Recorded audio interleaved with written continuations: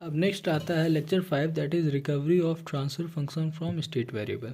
ठीक है, तो कहने का मतलब क्या है कि इस टॉपिक में तुम्हें state variable representation that is matrix A B C दिया रहेगा। ठीक है, और उससे तुम्हें ट्रांसफ़र फंक्शन बनाना है। ठीक है, जैसे ये तुम्हारा ट्रांसफ़र फंक्शन है तो ये चीज़ तुम्हारा दिया रहेगा और इससे तुम्हें ये ट्रांसफ़र फंक्शन बनाना होगा। ठीक है, इसी को बोलते हैं रिकवरी, मतलब इससे रिकवर, मतलब स्टेट स्पेस रिप्रेजेंटेशन से रिकवर कर रहे हैं ट्रांसफ़र फंक्शन को। ठीक है, तो इसको किया कैसे जाता है, तो देखो इसका स्टेप्स होता है। ठीक है, तो इस पेज में सारा स्टेप लिखा हुआ है, दैट इज़ स्टेप 1 2 3 4 7 स्टेप है, और इसमें क्या है, लॉजिक है, दैट इज़ डेरिवेशन। ठीक है, तो इस पेज का पर्पस क्या है, इस पेज का पर्पस ये है कि इसमें जितना भी क्वेश्चन आता है दैट इज़ ट्रांसफ़र फंक्शन निकालने का, उसमें डिराइव करना पड़ेगा।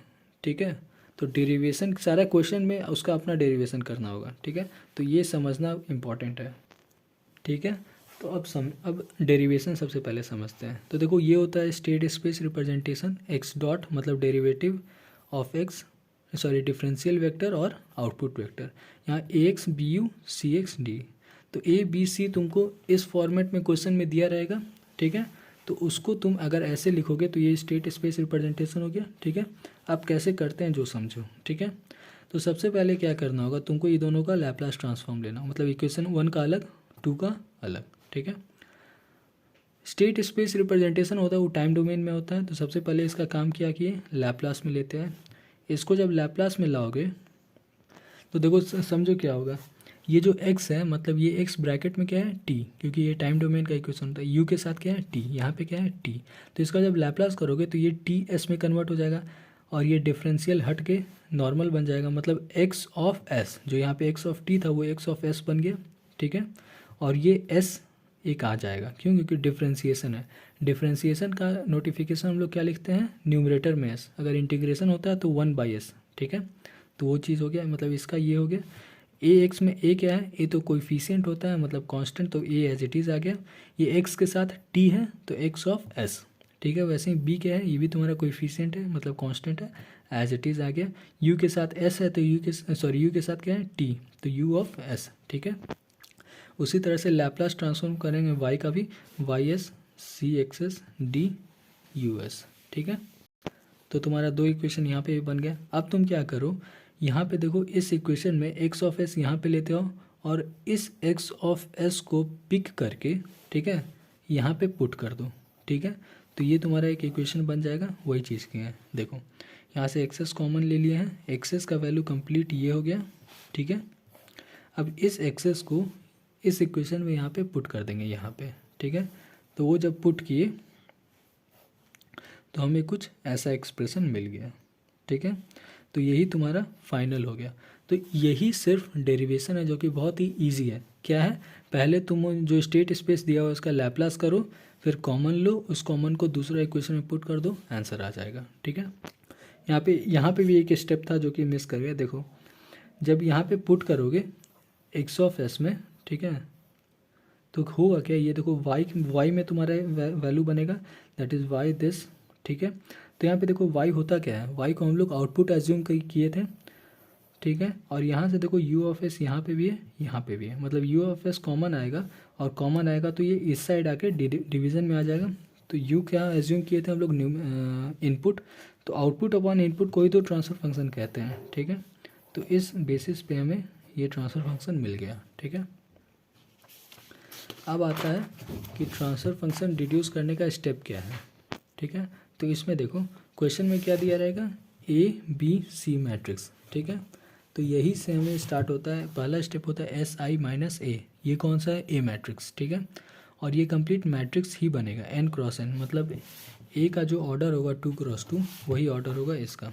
एस आई क्या है, identity matrix, that is diagonal में 1 होता है, और उसके साथ जब एस मल्टीप्लाई, एस क्या है वेरिएबल, तो एस के साथ मल्टीप्लाई कर दोगे तो डायगोनल में सारा एस आ जाएगा। और ये एस आई कितने का होगा, ये भी 2x2, मतलब इसका जो ऑर्डर होगा वही इसका ऑर्डर होगा। ठीक है, ये कर दिए।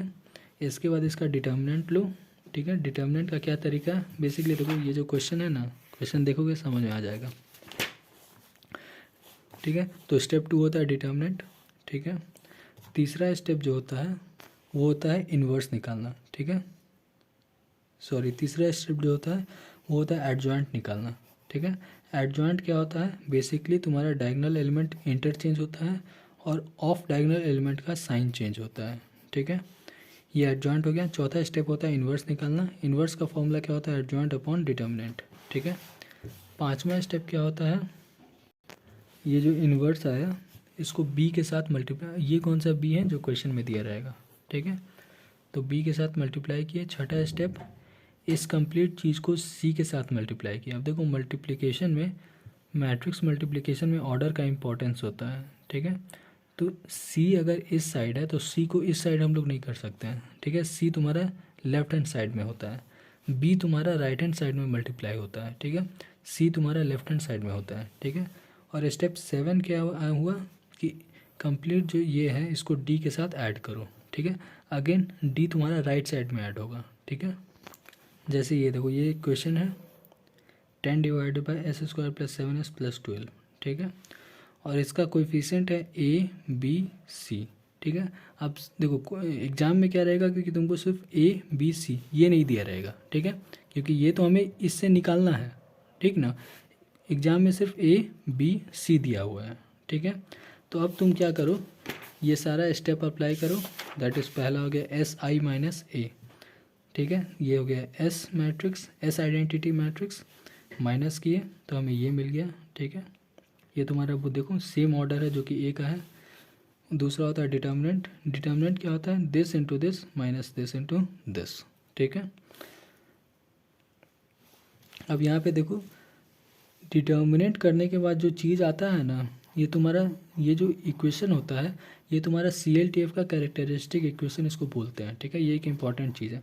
CLTF का कैरेक्टरिस्टिक इक्वेशन मतलब CLTF न्यूमरेटर अपॉन डिनोमिनेटर, तो डिनोमिनेटर ये है। तो यहाँ से हमें स्टेबिलिटी का पता चलेगा। तो इसका अगर रूट्स निकाले, रूट्स देखो लेफ्ट हैंड साइड आया, मतलब ये ट्रांसफर फंक्शन तुम्हारा स्टेबल है, मतलब इसका जो भी ट्रांसफर फंक्शन बनेगा वो स्टेबल होगा, ठीक है। और यहाँ से तुमको डैम्पिंग रेशियो भी पूछ सकता है, ठीक है। तो यहाँ पे क्या है 2 जीटा ओमेगा एन एस और ये ओमेगा एन का स्क्वायर, ठीक है। तो यहाँ से तुमको डैम्पिंग रेशियो और फ्रिक्वेंसी दोनों का आंसर यहाँ से पता चल सकता है, ठीक है। तो क्वेश्चन में अगर पूछे तो तुम समझ लो तुमको डिटर्मिनेंट निकालना है, ठीक है। तीसरा स्टेप आता है एडजॉइंट, ठीक है। एडजॉइंट में क्या होता है, डायगोनल का एलिमेंट इंटरचेंज होता है और ऑफ डायगोनल में साइन इंटरचेंज होता है, ठीक है। चौथा आता है इन्वर्स, तो ऐसे इन्वर्स निकाल दो। पांचवा छठा, यहाँ बी मल्टीप्लाई किए, यहाँ सी मल्टीप्लाई किए, ठीक है। तो देखो इसमें जब बी मल्टीप्लाई करोगे तो देखो बी का ऑर्डर क्या है 2 क्रॉस 1, ठीक ना। तो यहाँ देखो ऑर्डर जो तुम्हें बी मल्टीप्लाई करोगे तो 2 क्रॉस 1 का मिलने वाला है, ठीक है। तो इतना जो बड़ा मैट्रिक्स दिख रहा है ये शॉर्ट होके कुछ ऐसा बन गया। और सी के साथ सी देखो सपाट होता है, तो 1 क्रॉस 2 करोगे तो फाइनली तुम्हें एक एलिमेंट जीरो के कारण जीरो हो जाएगा, तो एक एलिमेंट आंसर आ गया, ठीक है।